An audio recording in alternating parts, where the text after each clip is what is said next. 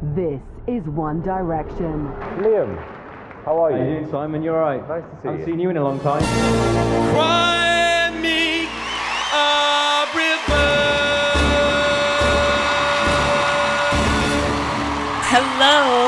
Hello.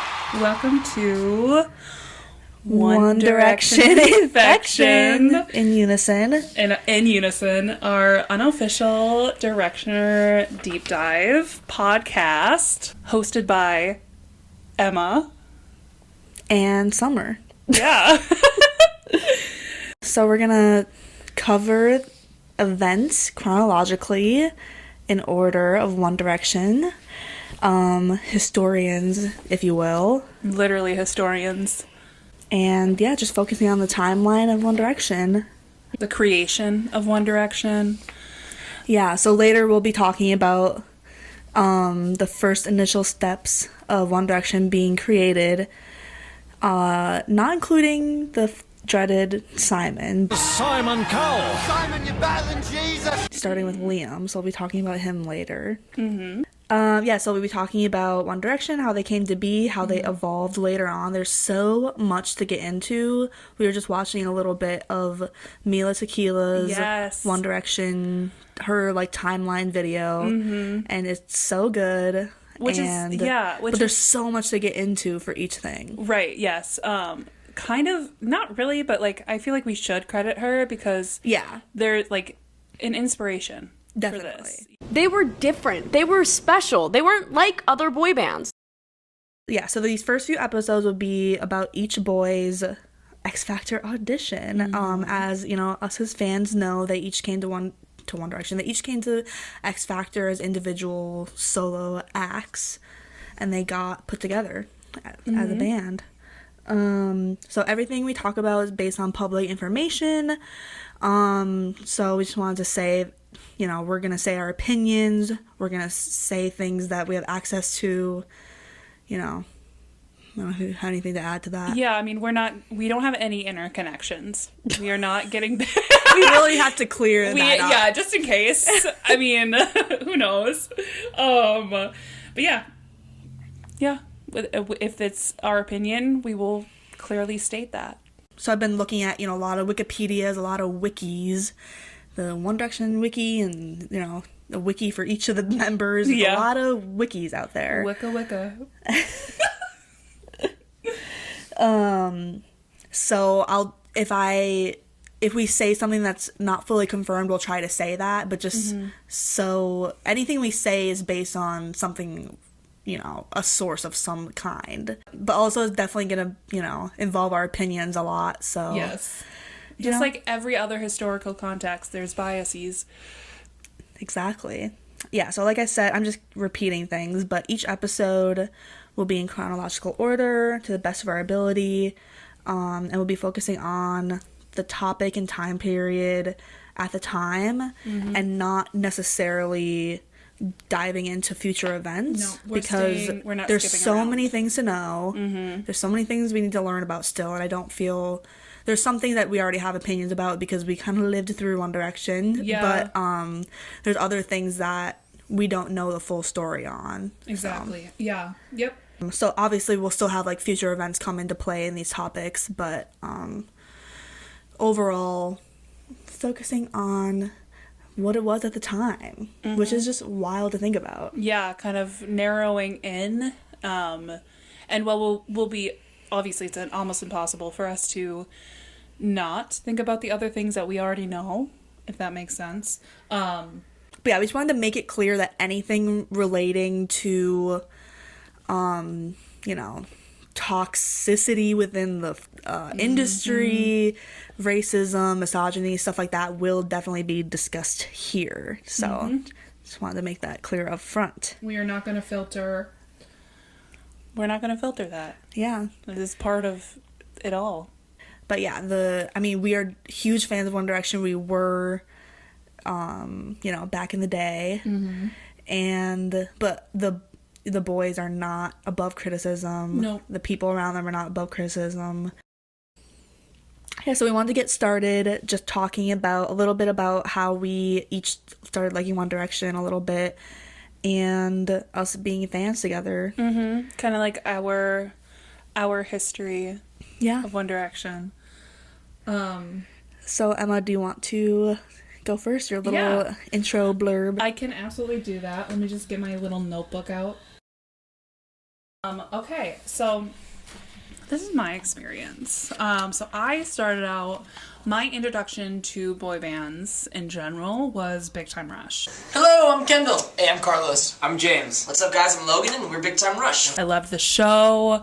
I loved their music. So I was a full-on Rusher. Loved Big Time Rush.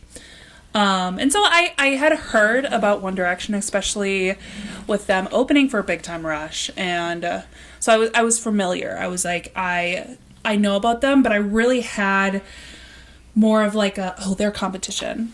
They are going to ruin Big Time Rush. And so like that mentality really I was like, I don't want to watch them. I don't want to pay attention to them.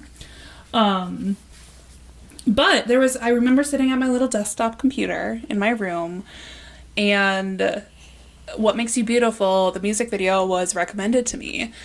And I was like, okay, if I'm going to be a hater, I gotta have the right information. I gotta have a background. I gotta know so that when I hate, I can have true reason to, and not just because I'm seeing them from afar. So I watched it, and I also watched Gotta Be You, and I was like, they're fine. It's fine. Whatever. But then I listened and watched one thing. Life-changing. It was life-changing. Just their energy in that music video, the song itself really changed everything, like my brain chemistry. It was fun. It got stuck in my head. I literally showed my sister, and I was like, look at this music video. I love it so much.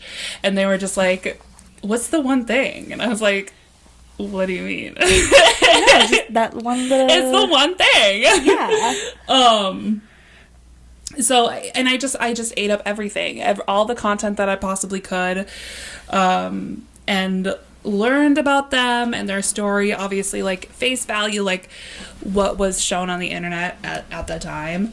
And I, remember taking my time, choosing my favorite. I, created a list. And I think the last time I saw it, which was years ago, because it was on my desktop, which is now probably in a landfill somewhere. Oops. Thanks, Mom. And I think Harry was my favorite when that's the prescribed favorite. Right. In the beginning, especially, I feel I'm sure there's people are going to be like, no, that he wasn't my favorite at first, but anyway. Yeah. And I took my time. And I also kept it a secret.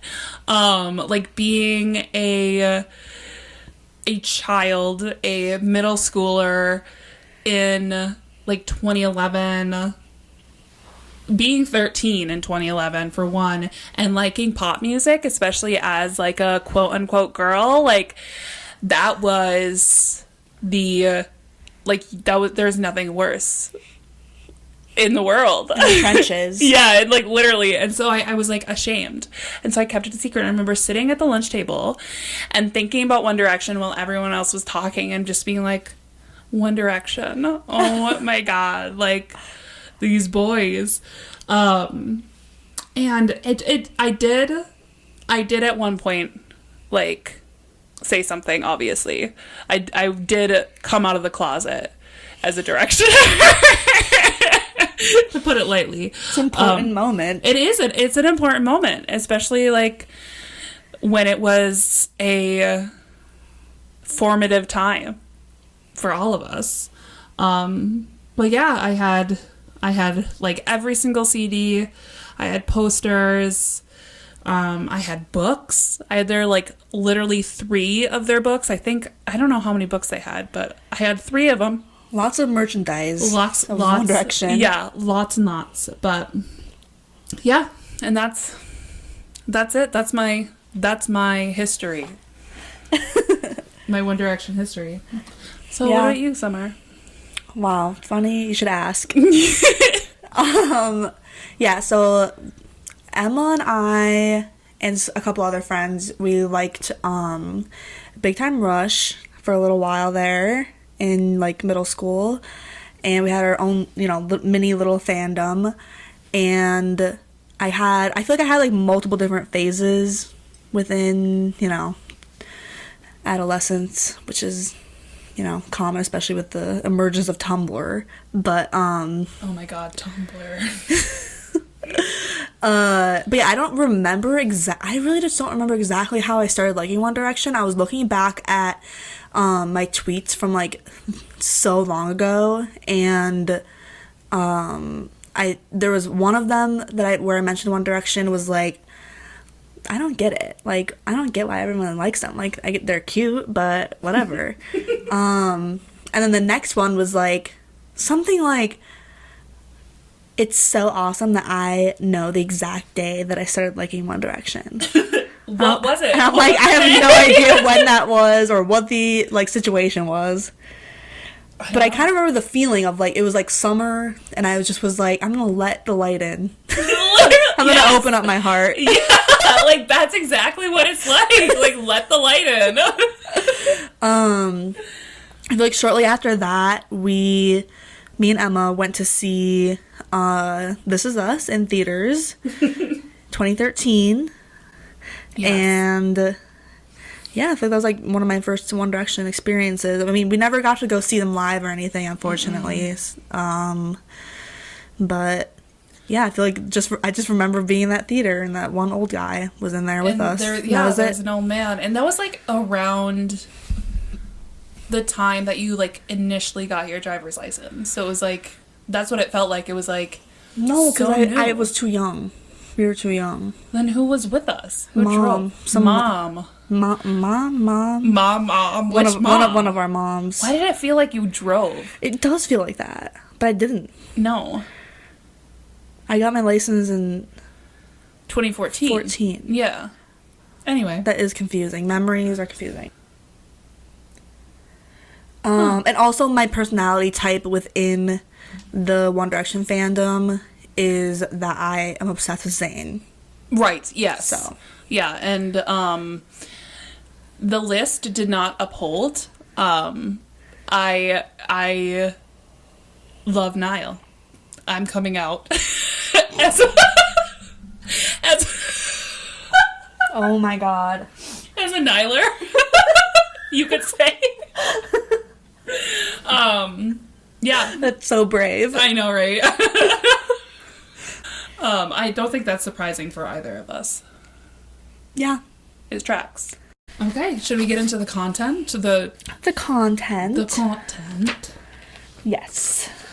Okay, so I do want to preface this. I have not done any of the research. Yeah. Yeah. I think that should be stated. So I am not entirely going in blind, obviously, because I've experienced some of this firsthand, but I haven't done the in-depth anything. So I've spent many hours looking around, not even doing like in-depth research, just trying to figure out what to Google, what to read, where to look. Like the actual what to search, looking at comments of YouTube videos. I love that. To the very end. Yeah. Yeah. Literature. But yes, our first step, we have decided in the One Direction universe is Liam's audition in 2010. Yes. For the X Factor. So this occurred on June 14th. 2010, where it all began. I mean, you could argue it began in other places, but this is what we decided. So his episode aired episode 3, or his segment episode 3, and Niall's actually airs earlier, but it was filmed later on. Yes, so this was in Birmingham, and it was aired on television in September 4th, 2010, which makes sense, but it just feels like everything in the One Direction, like, world happened so fast, especially in the beginning. Right. I don't even understand it. Okay, so we're going to start with background on Liam. So he was born August 29th, 1993 in Wolverhampton, which is central England, and it's kind of close to Birmingham. And obviously we are not British. No, we are not. We're not English. We're not Irish. Yeah, we are not British. Wolverhampton is central England, like I said, near Birmingham. And he was born to his parents, Karen and Jeff Payne, and he has 2 older sisters, Nicola and Ruth. So Wolverhampton's population as of 2021 was 263,700, which I feel like is a decent sized city. Right. We both grew up in a town of 3,000 people. Very within small. A very scarcely populated county like area. Yep. So our city was the largest city in the area. So city? I mean, it's categorized as a city. Is it actually? Yeah. What's a town? A town, I don't remember. But it is categorized as the city of... No. I'm not... Yeah, I was like ready to say it, and then I was like, no. Okay, so what we know about Liam's like childhood and growing up is that he was a pretty successful athlete in cross country running. That's incredible. And so according to Wikipedia, and I've heard this in a couple other places too, he joined the Wolverhampton and Bilston Athletics Club, and I don't know the significance of an athletics club. I don't really know what that means, but it seems pretty official from what I can figure out. And also he was for 3 years, as a kid, he was ranked in the top 3 in his age group, but he was ranked in the top 3 1,500 meter runners in the entire country, which is a wild fact. Yeah. That's insane. He was dedicated. He was dedicated, and he was successful. And there's a couple articles from around like the 2010 time that feel like tabloids, but from one of the articles I could find, and it seems to be backed up by fans, so I don't know what the source for that is, but apparently he wanted to become an Olympic runner. He ran 5 miles every day at 5 a.m., but didn't make the England schools team, which, again, don't know the significance of what that means exactly. I don't know anything about sports either, so that doesn't help. Right. But, yeah. And so once he didn't make the team, he did begin to focus on music as a kid. He also boxed, and... That was something I did know. Yes. I mean, I feel like it checks out. Yeah, it makes sense, yeah. And according to a 2012 article from Capital FM, he is quoted saying, "I was bullied by a few people who were much older than me, and I went to camp to learn boxing. I was 12, and my coach was 24. I felt like if I could fight him, I could stand up to anyone." Wow. So, depressing little backstory for boxing inspiration. He, in school, he completed 11 GCSEs, which this is a whole other tangent we could go down because the British school system, at least from an outside perspective, is so confusing. And I know a little bit from the classic, television series Skins and some other, media. Right. But it's basically secondary school, which is our kind of equivalent to high school, Gotcha. Tests, certifications, and also the school system can vary a lot between schools and areas, and it's very weird. But interesting. GCSEs are, again, this is a tangent, but in case you want to know, GCSEs, academic qualification in a range of subjects taken in England, Wales, and Northern Ireland. Okay. So I'm just reading off, but studies for GCSE exams take place over a period of 2 or 3 academic years, which depends on the place and the school and everything. They usually start in year 9 or year 10 for the majority of people. And so you have practice exams, and then you have your final one, usually in year 11. So these are, would you say, like, again, this is a tangent, but like similar to like ACTs or SATs? SATs. It's kind of not, though, because it's I'm trying to remember, because there's like secondary school. So if you're going to go to university in England, you go to secondary school and then you go to college and then you go to university. Okay. So but you can also go to secondary school and then like a kind of like a trades school. Right. So yeah, it feels very confusing. There's not really a complete equivalent. Right. But when you're 16 or 17, you finish secondary school. Yeah. And then you still have to do something else. Oh my goodness. And so he did 11 of them. 11 exams. Yeah. And like certifications you get from that. That's insane. So I don't know. I mean, I don't know if that's, like I said, I don't know the significance. Right. But that sounds crazy to me. It sounds very intensive. Like there's a Yeah. lot of work that goes into preparing for an exam. And then also certificate. Yeah. Yeah. Certification. That's the word that I wanted. Certifications. Yep. Okay, so Liam also has perfect pitch, if you did not know, which obviously helped a lot with, singing ability. And I kind of went on just a tiny little fun facts journey, which is perfect pitch is the ability to name or recreate a musical note without hearing it.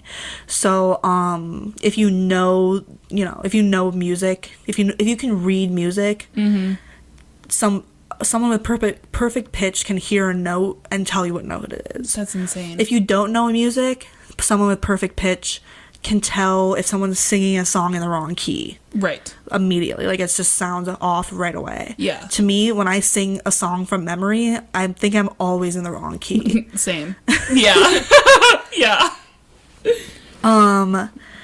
People have been known to learn accurate pitch identification, but it's not really the same as perfect pitch, even though there's also been shown that perfect pitch is more common among speakers of tonal languages, which is really interesting. Oh, yeah, that is so interesting. Like Chinese, I can't think of any other examples right now, but different languages that have different Vietnamese, meanings of words based on high pitch, low pitch, medium pitch, things like that. Yeah.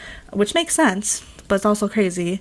And then there's thought to be a period in childhood where perfect pitch can be learned. Oh my god. Potentially. That makes sense. Based on some articles and study that looked at. I would have to look into So yeah, I just thought that'd be interesting because some people might not know what perfect pitch is. Right, yeah. But Liam, naturally perfect pitch. Liam, perfect pitch. Liam, perfect pitch. Perfect bitch. Okay, getting on to Liam's music experience. He joined a performing arts group at age 12 called Makes Pink sense. Productions.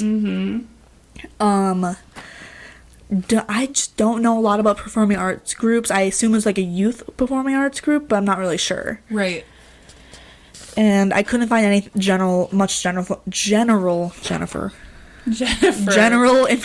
Aniston. about Pink Productions. But he's said to have liked singing Michael Bublé, of course. Yep, makes sense.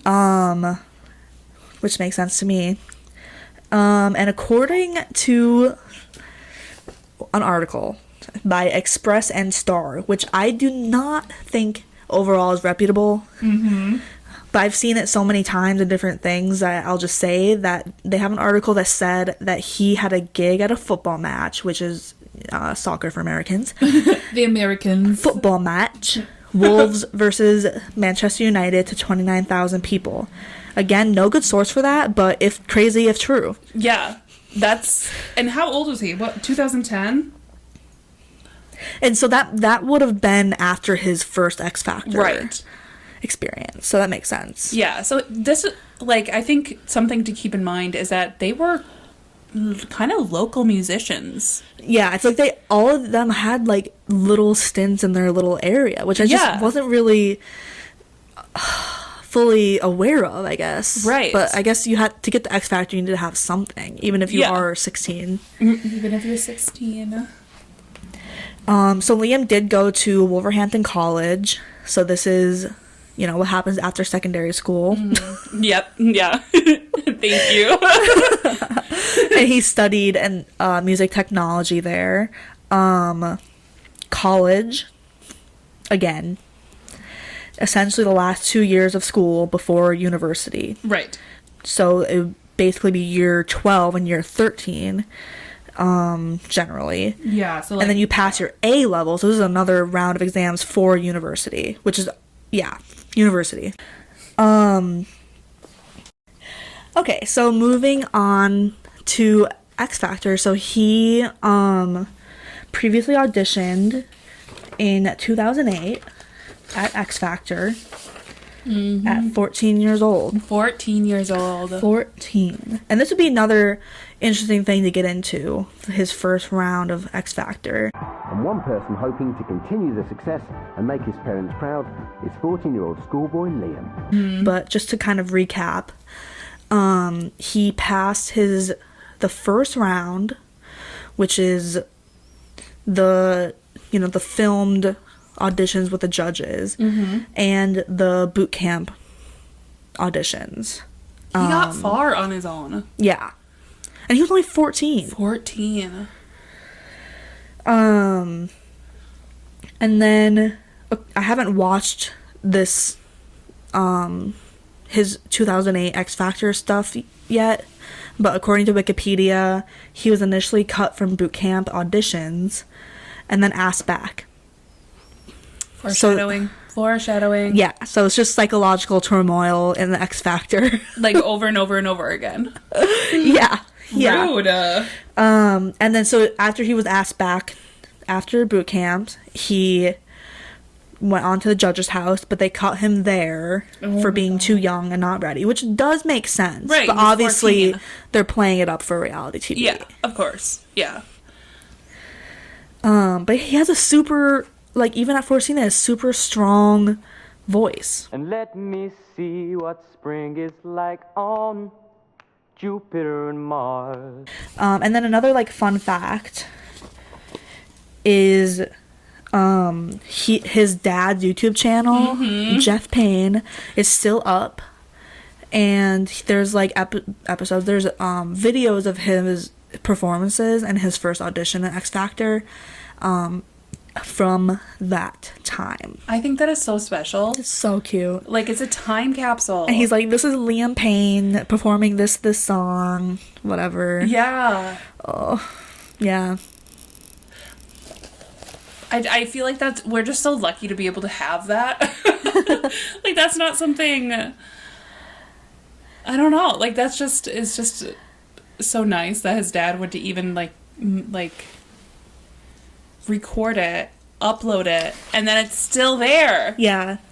Do you want to read the bio for the X Sure. Factor 2008 Yes. Okay. video that he uploaded? Absolutely. Yes. Okay, so it won 2,912,487 views. Oh my goodness. That's The insane. full number. The full number, of course.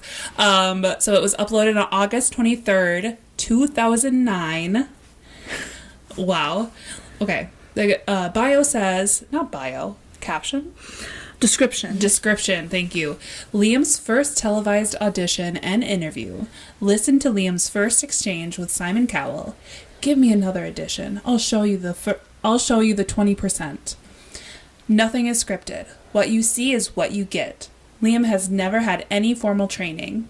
Because of a rule change, minimum age raised to 16, Liam cannot enter this year's 2009 competition. More videos to come. This year, 2009. This year, 2009! And then the name of the video, oh my god. The X Factor 2008. Liam Payne, in parentheses, 14 years old. Oh my god. Like, his dad was like, my son is a little genius. Yeah, exactly. Thank you very much. Right. And you know what? He's correct. He was 100% correct. And we have the evidence to see that. Yeah. Give me another audition. I'll show you the 20%. Okay, so like I said before, this is the first audition of the band chronologically, like in real time. Yes. Of Series 7, the 2010 X Factor. Okay, so on the show, Season 7, Series 7, another American versus British of X Factor, he gets a long segment with a backstory from his last season, and they kind of like interview him backstage with his family. Everyone has to wait for their chance to audition, but no one's waited longer than the first contestant, Liam. And I think I might have mentioned this already, but he's 16 at this point. 16. So now he performed, so now at this audition he performs Cry Me a River, Michael Bublé, which is the cover apparently, to the judges, which are Simon Cowell, of course. Don't even know where to start with him. Right. Louis Walsh. Louis? Yeah. Yeah. And guest judge Natalie Imbruglia. That sounds... I think that's how you say it. Yeah, Imbruglia. Which is the singer of Torn. Nothing's fine of Torn. That's insane. Yeah. Like, when you told me that, I was like, what the fuck? Yeah. So she's there at this iconic moment. Literally iconic. And then the other judge... I'm trying to be, like, overly severe and judgmental, but it's Cheryl Cole, who at this time is 26, and, you know, spoiler alert, they end up having a child together later on. Yes. So they did initially meet at his other audition in 2008. In 2008. When he was 14. I like you. I think you're really cute. I think you've got charisma. You know, you give us that little cheeky wink. So, I don't want to dive into that right now, but just so you know, those are the facts. So, as we know, in 2022, they released an extended cut of each of the auditions of X Factor from the One Direction members. Thank God they did that. And the extended cut actually doesn't include the interview and talking segment in Liam's case, anyway. Interesting, yeah. Which I I think that part is really interesting to, like, see his family and, like, see him standing outside. Yeah. It was all so hopeless. We're just, like, watching the video in real time as a reference. Yeah. I've seen these videos so many times at this point. But you learn something new every time. You notice something new every time. Okay, let's talk about his outfit and his look. This is what I'm so excited for each of them. And I really need some boy fashion 2010 vocabulary. Yeah. Because what are they doing? I don't know. What is that called? That's what I say every time I look at them. What is that? What are those? Like, there's a photo shoot, like one of their first photo shoots, I think. Harry is wearing this weird hoodie as a hood. I think it's like short sleeve, but really short, but not like sleeveless. Not like a cutoff, like a cap. And then it has like a cowl neck. Like it's like slouchy neck. Cowl. That's insane.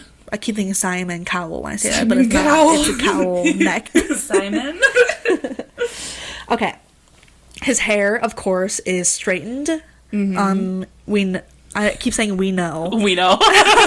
He has naturally curly hair. Yes.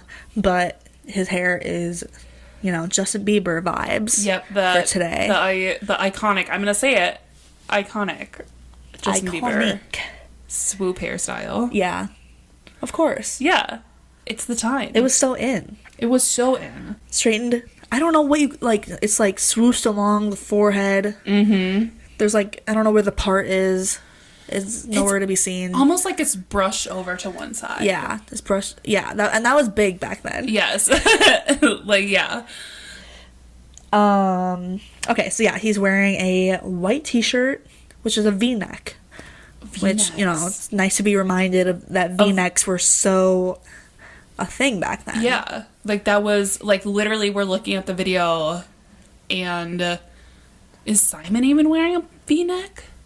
There was at least I feel like two Simon people. often wore V-necks. Yes. It wasn't like a deep V, but it No. was like a little V. The little... Yeah,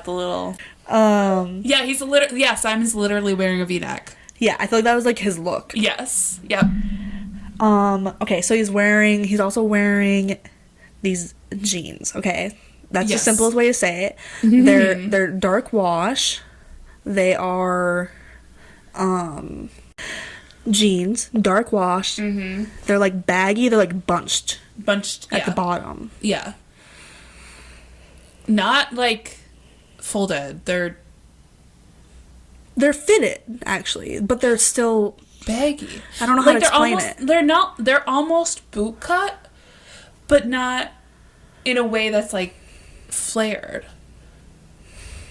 It's really difficult. Yeah. I just don't know. Yeah. I think that's the best we're gonna get. And he is wearing combat boots of some sort, untied. Yes. Untied. That is the look. I just know it's so intentional. Yes, yeah. And he has a bracelet of some sort on each wrist. Yes. I can't really tell what they are exactly. And I do want to point out that the jeans are tucked in. Oh, he has a belt on too. Oh yeah, and a belt. But yeah, the jeans are tucked into the boots. So you can really see like the tongue of the boots and they're untied. Yeah. Yeah, so during this audition, he, like we said, he sings the Cry Me a River song, and obviously he has such a strong voice. Like, it doesn't make sense that voice is from a 16-year-old. No. Obviously, the judges look like they're, really impressed. The audience sounds impressed. The people watching us, we're impressed. Me sitting here right now is impressed. Yep. In this moment, we are impressed. Yes. Yeah, so when he comes out, Cheryl, tells him that he looks like Justin Bieber. You look a little bit like Justin Bieber. Oh, well. And they kind of talk, and Simon kind of, is reminding everybody that he was on there a couple seasons ago. They didn't let him in. Liam, how are you? How you doing, Simon? You alright? Nice to see I you. haven't seen you in a long time. So I do think Simon did the right thing because I was really young and I wasn't ready. Yeah, and his whole family are backstage. Actually, his parents are backstage. I don't know who these other people are. The other people are. Yeah. That's another question. I want to know who these people backstage are. I'm like, who are these people from your past? I don't know. Yeah, and all his demeanor overall is just super polite, super appreciative, just so earnest. And I feel like earnest is just such a good word for him in general. And almost this quiet confidence. He's obviously sure of himself in this audition, and he's like. There's the side note in his audition. There's a clip of a girl in the audience, and it looks like someone we know. Yeah. And it's just so jarring every time. Every single time. Anyway, but you can tell, with everything that he's done, he just put so much of himself into it, and this audition shows that. It's one of the prime examples that he gives it his all. He gives it 100% every single time. He's serious about it. He's so serious. Yeah. Which will come up in our group dynamics potentially later. Oh, yeah. Okay, so after he sings, Simon says that he was really similar to Michael Bublé. Wow. Which, is in some cases not necessarily a good thing because you want to sound unique. And I feel like, I don't know about X Factor in general, but for this season, they were really trying to push we want a unique person. I feel like that's why some of the boys chose some weird songs. Niall, yeah, the song choices are so weird because I feel like they wanted you to be unique and have the X factor. You can't be like everybody else. Right, exactly. But Simon says he was really similar to Michael Bublé, but he finds that really impressive in this case, and he's actually competition to him, to Mike, to Michael. and that he has good. And Simon says he has good. Oh, Simon says. I know. When he said Simon said before, I was like, "What did he say for you to do?" He has good stage presence and confidence, which is a really good big part of it. Yeah, like for sure. the other boys' auditions, that part is not really there. Right. For the most part. For the most part, yeah. He's like, "Oh, it's better I waited. Haha, I was right." But it's better that he waited and came back, which I also agree with. Not for his reasons. Right. But 14 is just so young. It's so young. So young. Come back 2 years' time and you're going to be a different person. I got it right. Cheryl also says that she doesn't care, that he was really similar. Like, she's just, like, really enjoyed the performance and was just really impressed. I didn't care. I thoroughly enjoyed the fact that you were like him. So, the judges votes. Louis says yes. Natalie of Torn says yes. Cheryl says yes. And Simon says massive, big, whatever yes. he says, yes. Massive, fat, almighty yes. And yeah, his family are backstage and his mom is just so cute, like happy for him. Yeah. Clapping and jumping and yeah. Just the pride. Yeah, that she has of him, it's adorable. Like, it's they were amazing. really, you can see like the clips, like they're really anticipating his performance, like nervous for him, but also just like, yep, of course he's like doing great. Right. Yeah. Like they know. I think that's everything from Liam's 2010 audition, the first step in the imminent creation of One Direction. Wow. The step, the leap. Huh? The step, the leap. The step, the leap. Mm-hmm. The step, the leap. The leap. Dua Lipa. But yeah, I'm so excited to keep going through the One Direction timeline and just analyzing all these little things and just, really getting into it. Yeah, learning about them. Yeah. Even more. Kind of like... Yeah, because I don't think we were big fans of them, but I was never like, I know all these things about them. Right. No, I know. Like, that just reminds me of like Niles. Like, there's like something on Twitter where like this fan like knew the time he was born, he didn't know. Oh yeah. Exactly. Yeah. But yeah, it's just like learning these things again and just kind of almost like in a academic, this is our syllabus. Yeah, exactly.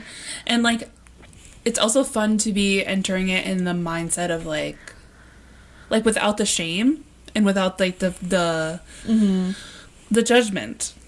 I'm just like, this is exciting. Yeah.